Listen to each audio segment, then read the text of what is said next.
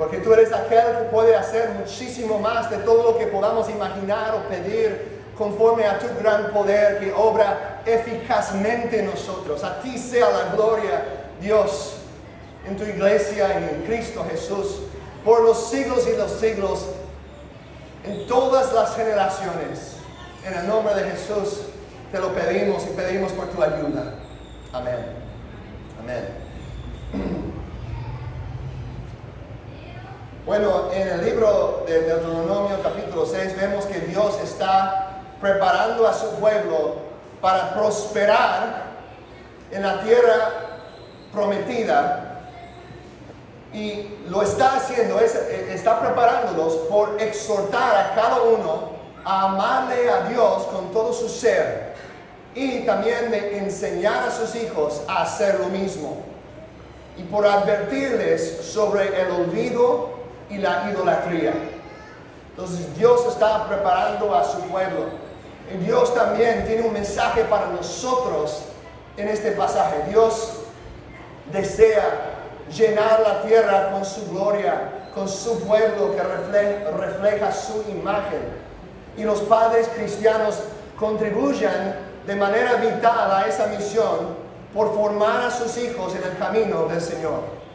Eso es lo que vamos a estar viendo en estos versículos. Primero, en los versículos de 1 a 3, vemos que Dios está preparando a su pueblo para bendición y multiplicación en la tierra prometida.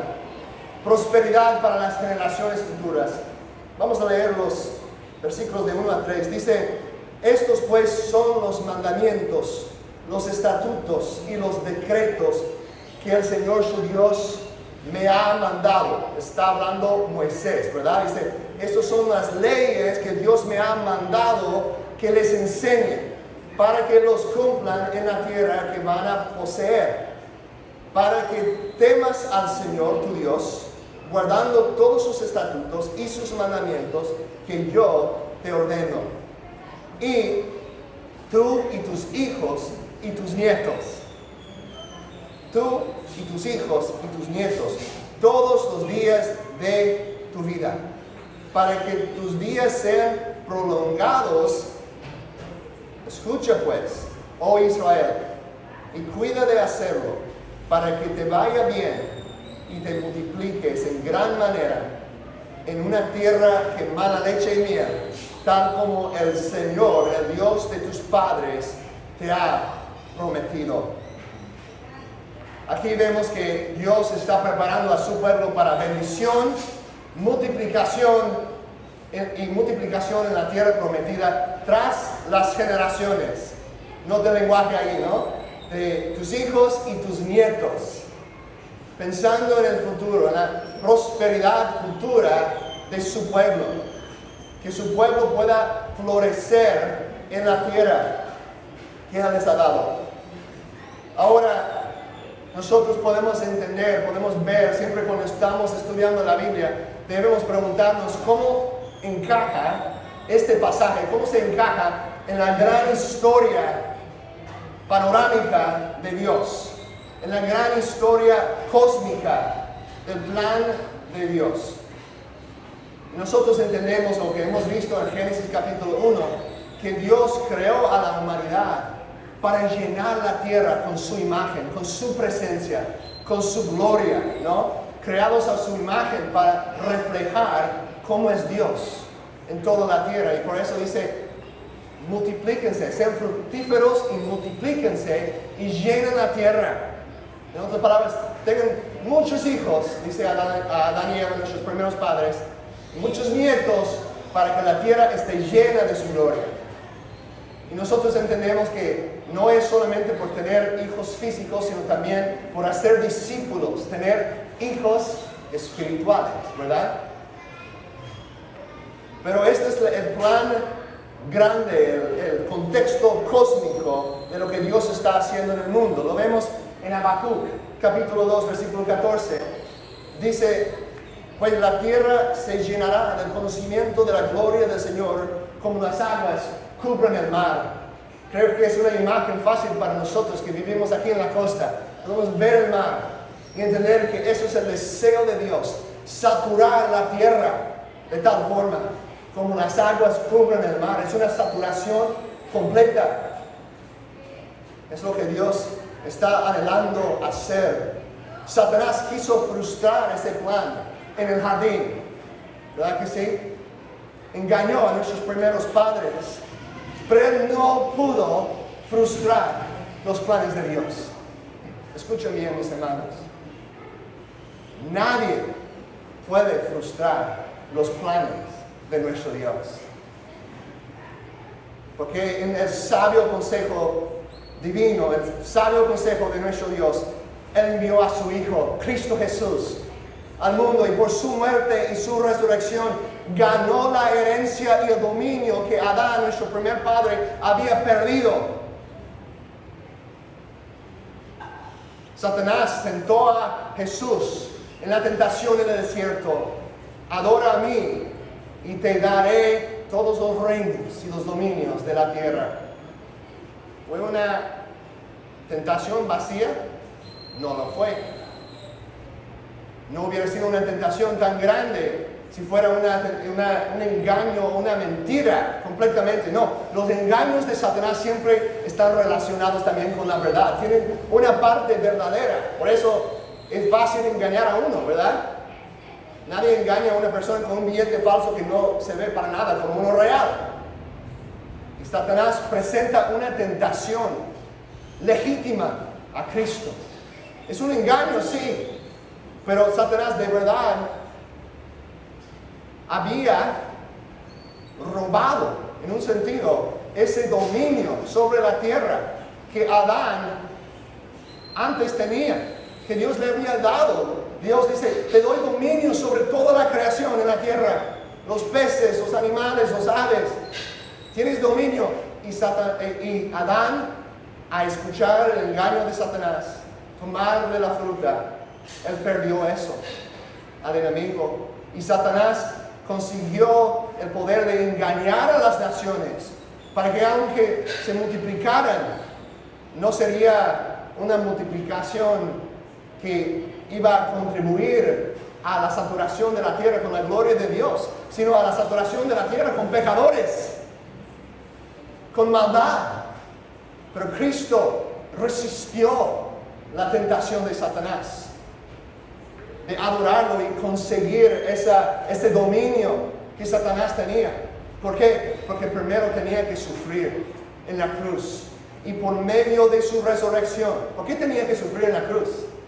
Es importante notar eso.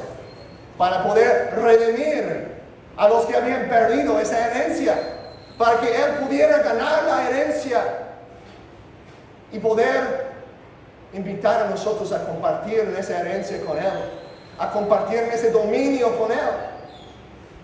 Y tuvo que sufrir en la cruz, tuvo que tomar sobre sí mismo el castigo de nuestro pecado, para que en vez de ser condenados nosotros pudiéramos ser liberados y ser adoptados en la familia de Dios, para ahora participar en esa herencia.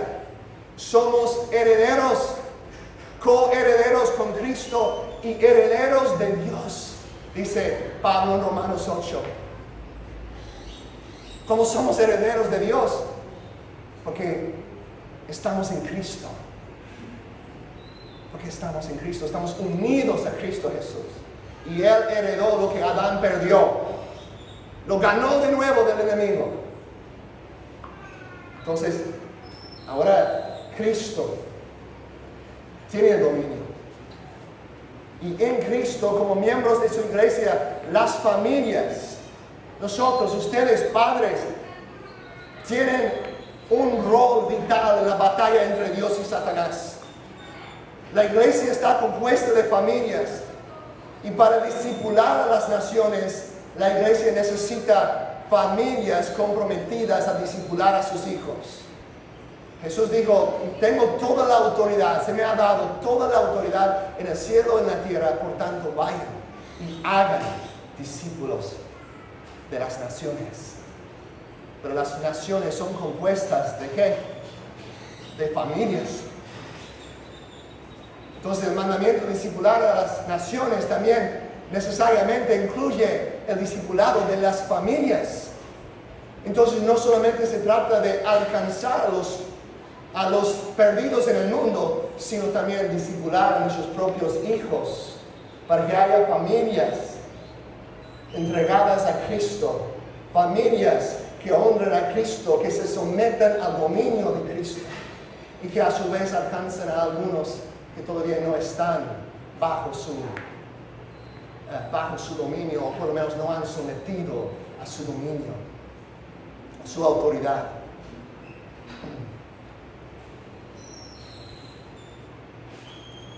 Entonces, para llenar a la tierra con la gloria de Dios, las familias cristianas necesitan inculcar a sus hijos en el camino de Dios. Debemos estar pensando en el futuro, pensando en nuestros hijos, pensando en nuestros nietos, en nuestros bisnietos. Les he comentado antes que doy gloria a Dios por un legado espiritual en mi familia. Estuve, de hecho, esta mañana, mi hija Eva tiene mucho interés en la historia familiar. Mi bisabuela que yo conocía, ella que yo conocí antes de que falleciera, ella también le gustaba mucho la historia y había escrito un libro de la historia de un lado de nuestra familia. Y ya sabía de la herencia cristiana o del legado espiritual del lado de mi mamá, pero ese es del lado de mi papá. Y estuve leyendo sobre mi tatara abuelo, unas palabras que ella escribió en el año 1901, cuando estaba a punto de morir. Estaba escribiendo una carta a su hijo mayor. Y en esa carta, él describe una esperanza en Cristo. Dice, Dios me ha fortalecido por medio. Dice, tú sabes, hijo, que he pasado por muchas pruebas en esta vida. Y Dios me ha sostenido y tengo fe que Él va a estar conmigo en el final también. Leí esas palabras esta mañana, es la primera vez que había visto este libro antes en la casa de mis papás, pero es la primera vez que recuerdo haber leído esa frase ahí de mi tatara abuelo. ¿No? Y digo, wow, me imagino que Él estuvo orando por sus hijos y sus nietos, ¿no? Y yo quiero también pensar en eso. Si el Señor se tarda en regresar, quiero que mis bisnietos estén siguiendo a Cristo también. Nota aquí el énfasis en el versículo 2 de Deuteronomio 6. Para que temas al Señor tu Dios, guardando todos sus estatutos y sus mandamientos que yo te ordeno, tú y tus hijos y tus nietos, todos los días de tu vida, para que tus días sean prolongados. ¿Por qué es importante que sus días sean prolongados en la tierra? Así van a poder multiplicar mejor, ¿no? Así van a poder experimentar más prosperidad. Aún los de economía secular reconocen que cuando hay familias fuertes de múltiples generaciones que experimenten más bendición en el promedio, más bendición económica, más estabilidad. Los de la sociología reconocen eso como un factor. Cuando hay fuertes enlaces entre, no es el último factor, obviamente hay otros factores, pero uno de los factores que contribuye a la prosperidad de una nación, por ejemplo, es un fuerte enlace entre las generaciones, entre abuelo, padre e hijos. Y dice que sean prolongados sus días en la tierra. Dios quiere bendecirlos, quiere que reflejan su imagen, su gloria en la tierra. Que le conozcan a Él y que disfruten la vida como debe de ser, vivido bajo el dominio de su Rey. Y hoy Dios nos llama a nosotros a ser discípulos de las naciones, a predicar su evangelio a los confines de la tierra. Hechos 1 capítulo 8, Jesús dice que serán mis testigos, donde en Jerusalén, en Judea, Samaria y hasta los confines de la tierra. En otras palabras, a llenar la tierra con su gloria. Pero ¿cómo? ¿Cómo lo hacemos? Veamos los siguientes versículos de 4 a 9. Versículos 4 a 9. Aquí vemos que los padres israelitas deberían enseñar a sus hijos en toda la vida en toda la vida, a amar al Señor su Dios con todo su ser. Los padres tienen la responsabilidad, los padres hebreos aquí específicamente, tienen la responsabilidad de enseñar a sus hijos a amar a Dios en toda la vida y con todo su ser. Versículo 4 hasta el 9. Escucha, oh Israel, el Señor es nuestro Dios, el Señor uno es. Amarás al Señor tu Dios con todo tu corazón, con toda tu alma y con toda tu fuerza. Estas palabras que yo te mando hoy estarán sobre tu corazón. Las enseñarás diligentemente ¿a quién? A tus hijos. Y hablarás de ellas cuando te sientes en tu casa y cuando andes por el camino, cuando te acuestes y cuando te levantes. Toda la vida. Las atarás como una señal a tu mano y serán por insignias entre tus ojos. Debe ser un enfoque de tu visión y de tu trabajo, de tus acciones. Versículo 9, las escribirás en los postes de tu casa. Tiene que ver con tu oficio. Típicamente en aquel entonces las personas trabajaban en su casa o cerca de su casa. Y en tus puertas. Eso tiene que ver con la política, con la esfera política. En las puertas es donde se reunían los ancianos de la ciudad para tomar las decisiones importantes para el bienestar de su pueblo. Entonces, toda la vida saturada con la ley de Jehová, la ley de Yahweh, la ley del Señor. Dios también nos llama a hacer lo mismo. Como la iglesia. La iglesia es una familia. Es una verdad gloriosa. Y personas que no tienen familia entran en la iglesia y ahora tienen familia. Por lo menos en teoría. Y si la iglesia vive conforme a su identidad, entonces las personas van a experimentar una familia nueva dentro de la iglesia. Gloria a Dios por eso. Pero la iglesia no reemplaza a la familia nuclear cuando es una familia cristiana. Y sabemos eso porque en Efesios capítulo 6, versículo 4, Pablo está dando instrucciones a la iglesia y reconoce las familias nucleares, las familias biológicas, también incluyendo hijos adoptados, como legítimas todavía, como un gobierno todavía establecido por Dios. La iglesia no reemplaza a la familia.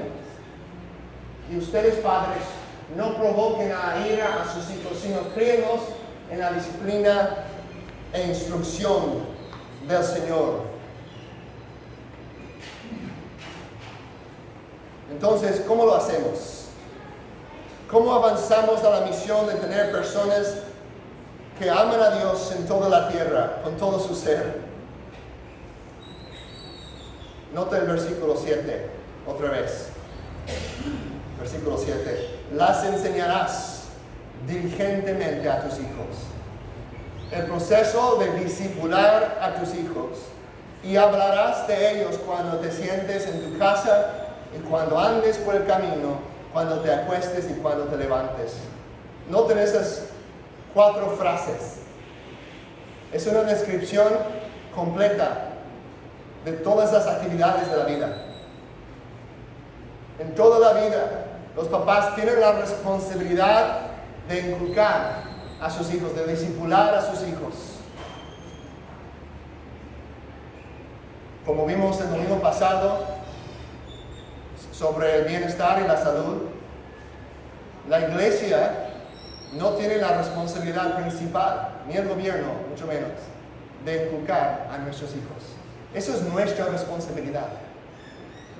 Ahora, hay otros que apoyan en eso, pero son ayudas secundarias. Necesitamos la iglesia. Mis hijos necesitan a ustedes. Necesitan a otros hermanos también para hablar la verdad de Dios a sus vidas. Es saludable para los hijos criarse dentro de un ambiente donde hay una familia extensa, pero también una familia de iglesia. Es importantísimo.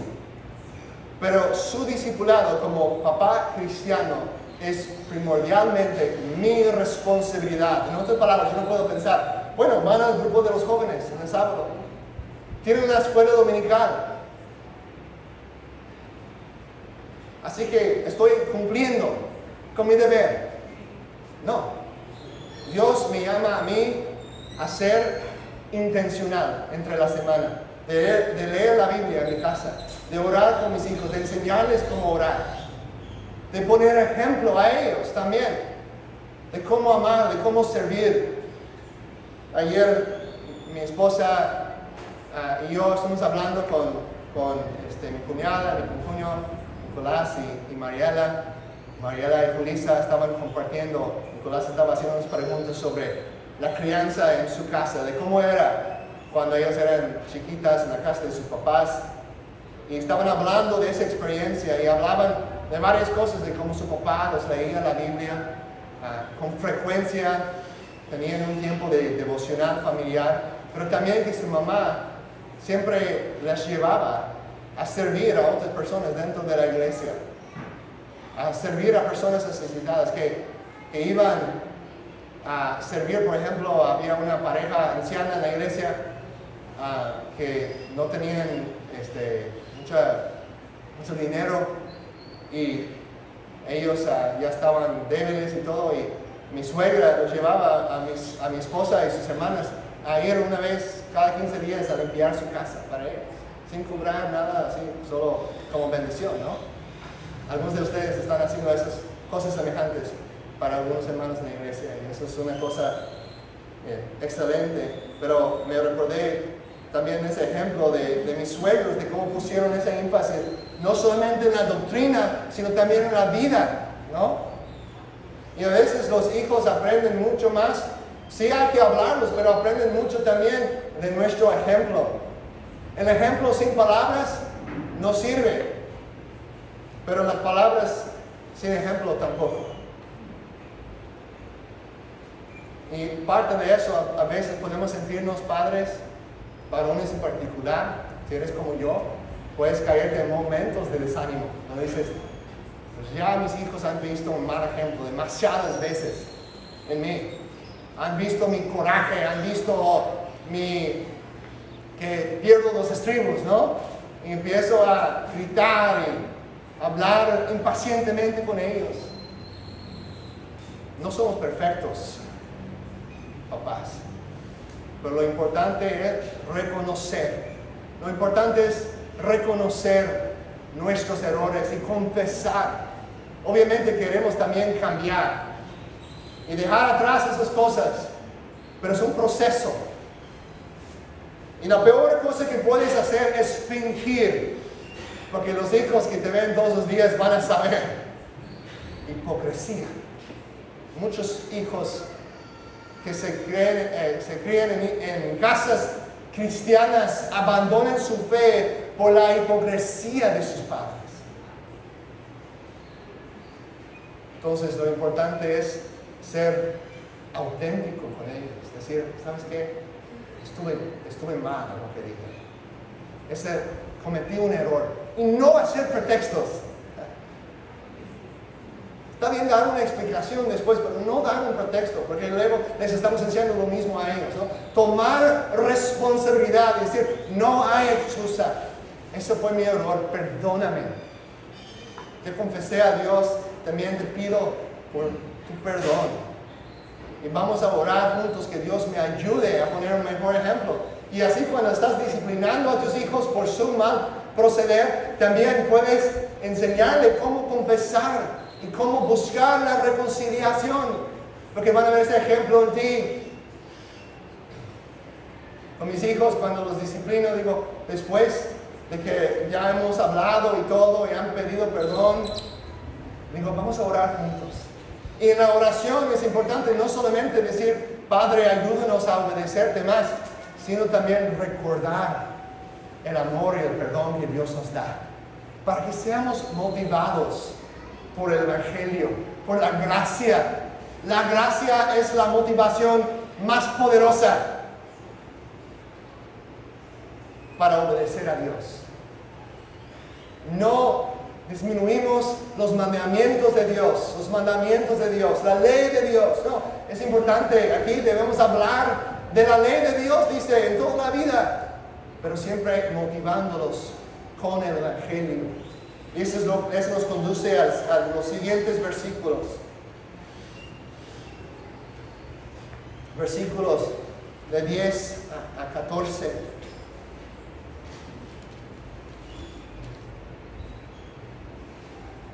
Y sucederá. Aquí vemos, antes de leerlo, aquí vemos que Dios instruye a Israel a no olvidarse de la liberación del Señor. Y los exhorta a no caerse en la idolatría.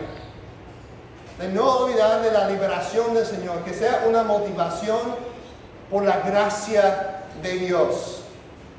Cuando decimos, es mejor que no veas esa película, es mejor que no vayas a tal lugar, que no sea legalismo, ¿no? Porque cuando hablamos de la educación, obviamente estamos hablando de toda la vida, estamos hablando de la escuela, sí, del mundo académico, sí. Eso es importante que entiendan esas cosas a la luz de la palabra de Dios. Pero también la educación tiene que ver con toda la cultura que están recibiendo nuestros hijos. La cultura en la cual están creciendo. Y en la cultura hay muchos mensajes, muchas voces viniendo de todos lados. De las aplicaciones en el teléfono, de la televisión, de las amistades. Si van a la escuela pública, de la evolución, de la cosmovisión darwiniana, secularista. Todas esas voces están llegando a nuestros hijos, a sus corazones. Y cuando nos animamos a resistir esas cosas, a no involucrarse en esas cosas, a huir de la tentación, debemos motivarnos con la gracia. Es lo que Dios había también cuando dio los 10 mandamientos a Israel. Es en el capítulo 5, de hecho, de Deuteronomio. No lo tienen que ver, pero en Deuteronomio 5 y en Éxodo 10 son los dos pasajes donde vemos que Dios da lo que son conocidos como los 10 mandamientos a su pueblo. Y cuando los da, cuando Él da esos mandamientos, ¿cómo comienza? ¿Cómo inicia Dios? ¿Qué es la primera cosa que dice? Muchos dicen, bueno, empieza con el primer mandamiento. No es cierto. Empieza con gracia. Empieza con un recordatorio de su salvación, de su liberación. Dice, yo soy el Señor su Dios que les liberó de la tierra de Egipto, de su esclavitud allá. ¿Qué es eso? Es un recordatorio de lo que Dios ha hecho por ellos.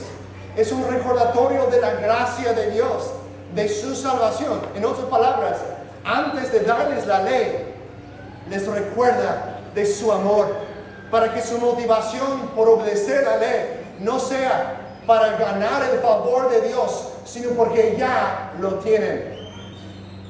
¿Se me explicó?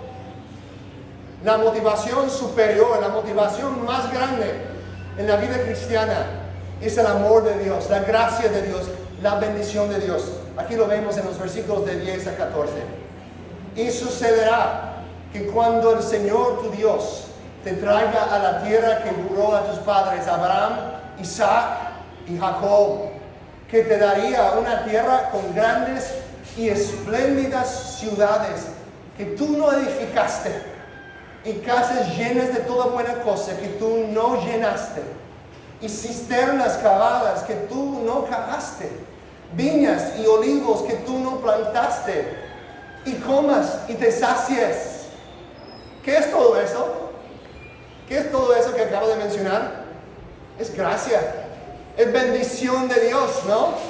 Tú no hiciste nada para ganar todo eso, pero te lo estoy dando. Así que llegar a disfrutarlo, ¿qué es lo que debes hacer? Nota el versículo 12. Entonces, ten cuidado, no sea que te olvides del Señor que te sacó de la tierra de Egipto, de la casa de servidumbre. La motivación del Evangelio, la motivación de la gracia. Temerás solo al Señor tu Dios, y a Él adorarás, y jurarás por su nombre. No seguirán a otros dioses, a ninguno de los dioses de los pueblos que los rodean. Más adelante en el capítulo 7, este pensamiento sigue. Sabemos que los capítulos fueron agregados, las divisiones de los capítulos fueron agregados después. Así que este pensamiento sigue hasta el capítulo 7. Y nota el versículo 7 en sus Biblias. Dice, un recordatorio, es como un recordatorio en contra del orgullo espiritual. Dice, el Señor no puso su amor en ustedes, Israel. No puso su amor en ustedes, ni los escogió por ser ustedes más numerosos que otro pueblo. No porque eran un pueblo tan grande, tan significante, no. Dice, pues eran el más pequeño, el más insignificante de todos sus pueblos. Ese me recuerda lo que Jesús dice a sus discípulos en Juan 15:16. Noten esas palabras aquí. Creo que las tenemos en la pantalla. Juan 15:16. Ustedes, hablando a sus discípulos, ustedes no me escogieron a mí, sino que yo los escogí a ustedes. Es cierto para nosotros también. Dice en Efesios capítulo 1 que Dios nos predestinó en amor para ser adoptados como hijos suyos. A enseñar la moralidad a nuestros hijos, a enseñar la ley de Dios y los mandamientos de Dios a nuestros hijos, a enseñarles a obedecer. Debemos siempre tener mucho cuidado que no crezca un espíritu de legalismo en nuestro hogar, un espíritu de orgullo espiritual, de que nosotros somos tan buenos, tan diferentes que esas otras personas malas en el mundo. Eso es el orgullo espiritual. Y es la actitud. Llegamos a pensar, bueno, Dios nos escogió a nosotros porque somos tan lindos, porque somos tan atractivos, porque somos tan inteligentes, ¿no?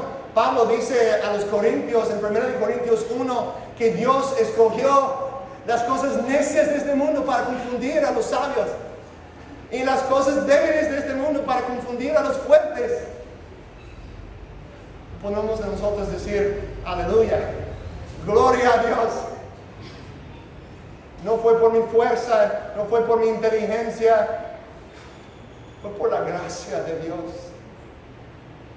Soy suyo porque Él, antes de la fundación del mundo, puso sus afectos en mí, puso su amor en mí, sabiendo que yo sería un rebelde en contra de su voluntad, en contra de su ley.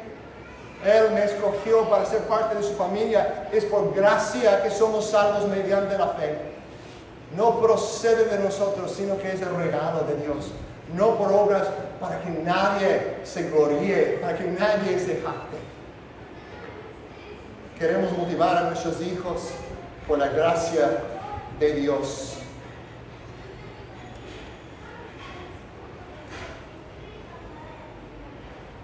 Esa siempre es la orden de la vida cristiana. Aquí lo tengo en la pantalla, un ejemplo. Siempre comenzamos con Dios. La siguiente ahí. Siempre comenzamos con Dios. En la vida cristiana debemos siempre recordar, Dios, su amor, es la verdad fundamental que debe transformar mi corazón. Estas verdades serán sobre sus corazones, dice. En mi corazón debo reconocer que se trata de un Dios de amor, que en su amor, su obra, en su amor, ¿qué hizo? ¿Qué fue su obra? Envió a su Hijo Porque de tal manera Dios amó al mundo que ha dado a su Hijo unigénito, para que todo aquel que en él cree no se pierda, sino que tenga vida eterna. El amor de Dios, el carácter de Dios, quién es Dios, siempre conduce a la obra de Dios. Luego reconozco mi nueva identidad en Dios. Lo que Dios ha hecho por mí, yo soy nueva criatura en Cristo. Dios Padre en su amor envió a su Hijo, y ahora ¿quién soy yo? Adoptado como hijo suyo por medio de Jesucristo. Es mi identidad en el Evangelio, y eso conduce a nuestras obras. Lo que hacemos entonces no es para ganar el amor de Dios, sino es algo motivado por el amor de Dios que ya hemos recibido en Cristo. Nuestras obras fluyen de nuestra identidad. Nuestra identidad se basa en la obra de Cristo, y la obra de Cristo se basa en el corazón de un Padre tierno que tuvo todo derecho de destruirnos eternamente, pero en vez castigó a su Hijo a nuestro favor, en nuestro lugar. Y Él, que no escatimó ni a su propio Hijo, ¿cómo no habrá de darnos todas esas cosas? En Cristo somos más que vencedores por medio de aquel que nos amó. Y nosotros podemos saber que sí va a haber pruebas. La bendición de Dios no excluye las dificultades, pero sí podemos vivir vidas prósperas, generación tras generación, discipulando a nuestros hijos en el camino del Señor, para que ellos a su vez hagan lo mismo con nuestros nietos y nuestros bisnietos, para que la tierra esté llena de la gloria de Cristo. Amén. Gracias, Padre, por tu palabra.